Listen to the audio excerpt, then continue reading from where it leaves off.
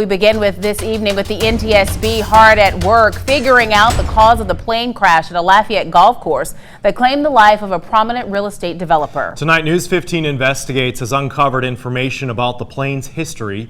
News 15's Dracar Francois joins us with a look at what we're learning and how it's expected to play a role in the NTSB investigation. As NTSB investigators examine the deadly crash here at Oakbourne Country Club, searching for clues on how this happened, News 15 Investigates consulted with a pilot who has more than 4 decades of flight experience. He offered insight into items that the NTSB will no doubt be looking at in their probe. Poor guy. Dallas-based pilot Robert Katz says the small Beechcraft plane that crashed on the Country Club golf course is a popular aircraft model. It's been around for decades and it is usually very reliable.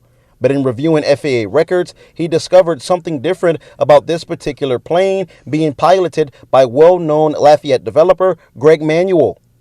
And I noticed that the airplane was manufactured in 2008, but that the airworthiness certificate was subsequently reissued in November of 2013, which appears to be 5 model years later into the life of this airplane.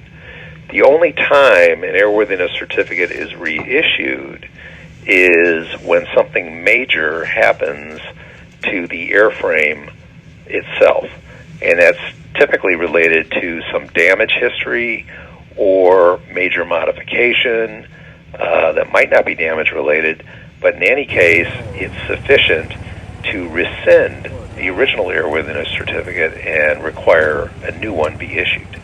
We asked Katz to elaborate on the types of situations that could result in the plane being determined to not be airworthy. It could be things like a previous incident, say like a forced landing due to an engine failure. It could be an airplane just parked on the ramp and struck by another airplane or a vehicle, putting damage on the aircraft.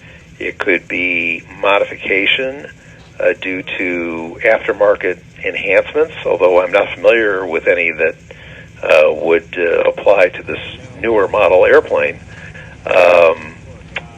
Those sorts of things which change the airworthiness of the aircraft would require a new airworthiness certificate to be issued. Katz says the airworthiness of the plane will be a focus of the NTSB investigation. Something that NTSB will be exploring as they look into the history of this aircraft, as well as the pilot, and try to determine what went wrong here. Katz tells News 15 Investigates that NTSB will leave no stone unturned as it works to determine why this plane went down after only 2 minutes of taking off from the Lafayette Regional Airport. In Lafayette, I'm Dracar Francois for News 15.